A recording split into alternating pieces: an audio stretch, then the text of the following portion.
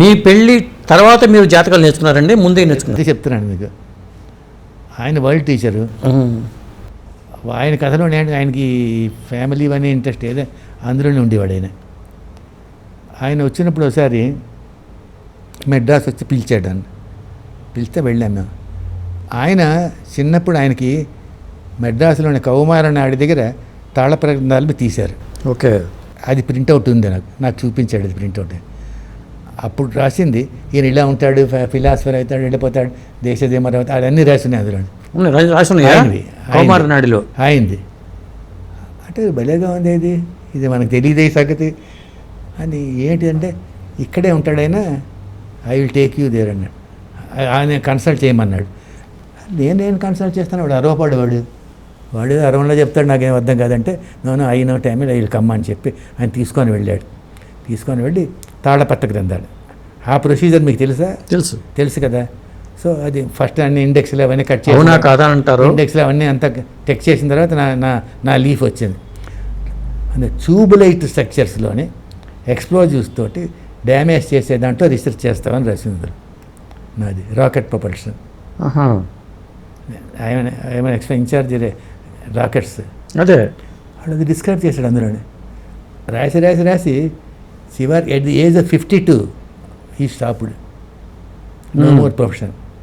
నేను ఈయన అడిగాను, ఇదేంటిది 52 ఏళ్ళ తర్వాత రాయలేదేంటండి? ఆయన నవ్వి ఊరుకున్నాడు. ఆయన ఆల్రెడీ నోజ్, మనం చెప్పరు వీళ్ళందరూ, ఇలా వాళ్ళందరికీ తెలుస్తాయి అని చెప్పరు. ఇది మనకి వాళ్ళు ఇంకోటి చేసి చెప్పిస్తారు. ఓకే. గ్రేట్ గురువుస్ మీకు తెలియదేమో, గురువుడు వాళ్ళు డైరెక్ట్ చెప్పరు. ఓకే. ఎవరితో ఒక మీడియం ద్వారా మీకు విల్ గివ్ ఇండికేషన్ ఇదని. నేను అనుకున్నాను, ఓహో ఇది ఏదో ఉంది గడవని మనకు తెలియదు అనుకున్నాను. నేను సరిగ్గా 52 ఇయర్స్కి I took A volunteer retirement. Okay. అప్పుడు చూసుకుంటే 52 ఇయర్స్, అందులో 52 ఇయర్స్ రాసి ఉంది. ఓకే. మళ్ళీ వెళ్ళి వాడిని అడిగితేను ఇంక ప్రొఫెషన్ లేదండి మీకు అన్నాడు. చెన్నైలోనా ఇది జరిగింది? చెన్నైలో రాయించారా ఇది? చెన్నై అప్పుడు ఉండేది, ఇప్పుడు లేదు. ఇప్పుడు లేదు. కౌమార్ అన్నాడు. కానీ ఈ తాళపత్ర గ్రంథాలు రాసి ఉండటం చెప్తున్నాను నీకు. ఆ విధంగా ఐ వాజ్ ఇంట్రడ్యూస్డ్ టు తాళపత్ర నాడీస్ అంది. I thought this is something interesting, I must get in to this, తెలుసుకోవాలని చెప్పి అప్పుడు వాడి హెడ్ క్వార్టర్స్ మీకు తెలిసేమో, వైద్యేశ్వరం కోయిల్, అక్కడికి వెళ్ళాను. నేను 10 రోజులు ఉండి జాతకాలు తీసుకెళ్ళి వాడిని బతిమాలి అవన్నీ తీసుకొని టెక్నిక్స్ అవన్నీ తెలుసుకున్నాను. వాడు ఎలా తీస్తారో మాత్రం మనకు తెలియదు. అది మాత్రం తర్వాత వెళ్ళి వివి రామన్ గారితో డిస్కస్ చేశాను. ఆయన చెప్పాడు, ఏదో రకరకాల కొన్ని క్షుద్ర దేవతలు ఉంటాయి, ఉంటాయి, అది ఒకప్పుడు వస్తుంది, ఒకప్పుడు రాదు, రైట్ అవుతుంది, అలాగే 100% ఏం రూల్ లేదు ఆయన కూడా అన్నాడు. ఓకే. దాని మీద నేను చాలా చోట శాలము, రివెండము, చాలా చోట తాళపత్ర గ్రంథాలు వెళ్ళి స్టడీ చేశాను, వెళ్ళి తీసావని. కానీ వాస్తవా ఫేకా నిజమా?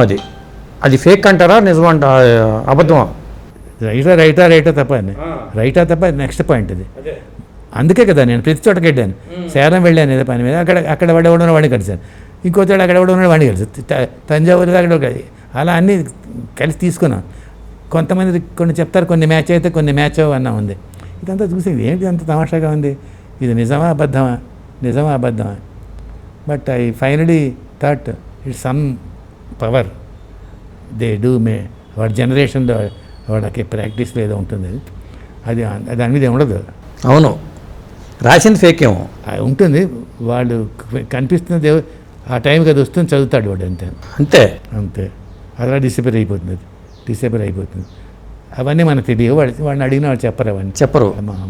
వాడు అసలు చాలా సీక్రెట్స్. నేను వెళ్ళాను తంజావూరు సరస్వతి మహా లైబ్రరీకి వెళ్ళా, వైద్యేశ్వరం కోయిల్కి వెళ్ళాను, ఇక్కడ నాడి తాళపత్ర గ్రంథాలు చెప్పి. ఇప్పుడు వాళ్ళు ఏం చేస్తారు తెలుసా, 5 దేశాలు హెడ్ క్వార్టర్స్ కదా, ఆ కట్ట పట్టుకొని హైదరాబాద్ వస్తాడు, అదే ఇక్కడ బిజినెస్ చేస్తాడు. వాడి దగ్గరికి వెళ్తే మీ వేలుముద్ర మీది లేదండి, ఇక్కడ వైద్యేశ్వరం కోయిల్ లేదు, తెప్పిస్తాను అంటాడు. తెప్పించి లేదుటండి మీది లేదండి, మొన్న సరదాకి వెళ్ళాను, అయితే వేలుముద్ర తీసుకున్నాడు. వైద్యేశ్వరం కోయిల్ 1 వీక్ అయితే లేదుటండి మీది అని అంటాడు. అదే అది కొంత ఫేక్ అని తెలిసింది. ఏమైపోయిందంటే ఇప్పుడున్న వాడు సెకండ్ జనరేషన్, థర్డ్ జనరేషన్ అయిపోయారు. అవును, వాళ్ళ నాలెడ్జ్ లేదు, అప్పుడున్న నాలెడ్జ్ లేదు. పోసముత్తుని కలిశారు మీరు వైద్యేశ్వరం కోయిల్లో?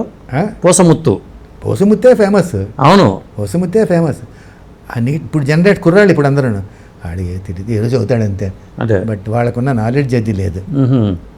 వాళ్ళంతా భలే ట్రాన్స్లేట్ చేసేవారు, చెప్పేవారు, అన్నీ ఏమైనా అడిగితే చెప్పేవారు, అన్నీ చేసేవారు. ఎగ్జాంపుల్గా అంటే ఇంట్రెస్ట్ కదా మా అబ్బాయి జాతకంది, మా అబ్బాయి సాయంత్రం తీసుకు పెళ్ళి ఎప్పుడు అవుతుంది ఇవన్నీ ఉన్నాయి, పిల్లలు ఎంతమంది పుడతారు అంటే 2 పిల్లలను రాశాడు. ఓకే. సరే మా అబ్బాయి పెళ్ళి అయింది, తర్వాత ఒక బాబు పుట్టాడు. వాడు వచ్చాడు, నీకు 2 పిల్లలు రా అన్నాడు. వీ డోంట్ వాంట్ అమెరికాలో ఉంటారు, అదే వీ వాంట్ అంతే కదా, అవును. వీ వాంట్ ఓన్లీ వన్స్ అన్నట్టు. ఐ డోంట్ నో తర్వాత నెక్స్ట్ టైం వచ్చినప్పుడు she's pregnant. Okay. They got a girl second, 2. అలా ఎలా చెప్తాడు అని అన్నది కొన్ని ఇన్స్టిట్యూషన్స్ కూడా ఉంటాయి. మాకు బివి రమణ గారు చెప్పేవారు నాతో మాట్లాడినప్పుడు, ఓకే, నువ్వెన్ని చెయ్యి, ఇదంతా టెక్నికల్గా చెయ్యి, ఈ క్యారెక్టర్స్ అష్టకరగా చెయ్యి, ఇచ్చా అన్నీ చెయ్యి, అన్నీ చెయ్యి, చెప్పాల్సి వచ్చేటప్పటికి సమ్ ఇన్స్టిట్యూషన్ షుడ్ వర్క్. అదే కరెక్ట్. అది వర్క్ చేయకపోతే చెప్పలేమని నేను చెప్పినప్పుడు కొంతమందికి మీకు కొన్ని అటు చెప్పాలా ఇటు చెప్పాలని డౌట్ వస్తుంది, కత్తిమీసంలాగా. అటా ఇటు చెప్పాలి, ఎస్ చెప్పాలా నో చెప్పాలా అని. అది నేను I just pray and tell. Okay. తర్వాత వచ్చారు వాళ్ళు ఎవరండి, వచ్చి మళ్ళీ వాళ్ళ అమ్మాయిని తీసుకొచ్చి మళ్ళీ జాతకం అప్పుడప్పుడు వచ్చామండి, చెప్పారు మీరు రైట్ అయింది, అది ఇప్పుడు మళ్ళీ అడగడానికి వచ్చామన్నారు. అంటే మళ్ళీ అడగడానికి వచ్చారంటే ఏమిటి అడిగాను, అప్పుడేమిటి అడిగారు మీరు అన్నాను. అయితే పలానా అడిగాను, దానికి మీకు చెప్పాను అన్నాను. అదే ఇప్పుడు జాతకం చూస్తూ నాకు తెలియటం లేదు, I not getting it, how I told అని. అప్పుడు ఇది మనం చెప్పింది కాదు, అది ఇన్స్టిట్యూటివ్గా వచ్చి చెప్పేసాం అంతే అనేది. అప్పుడు టెక్నికల్గా అది అట్లా ప్రాబ్లం అంటే ఆ పవర్ ఉండాలి దానికి. మీకు తెలుసు కదా ఎలాగాని కొంచెం మెడిటేషను ఉపాసన ఉపాసన కొంచెం హై లెవెల్, కొంచెం high level. At least simple meditation అయినా ఉండాలి, సింపుల్ మెడిటేషన్. లేకపోతే ఏదో దేవుడు చదువుకోవడం ఏదో సంథింగ్ లేదట. అదే వాక్శుద్ధి కూడా ఉండాలి కొంచెం. అవి జనరల్గా ఫ్యామిలీస్లో ఉంటాయి. అవును, జనరల్గా చాలా ఫ్యామిలీస్కి ఉంటాయి అవన్నీ.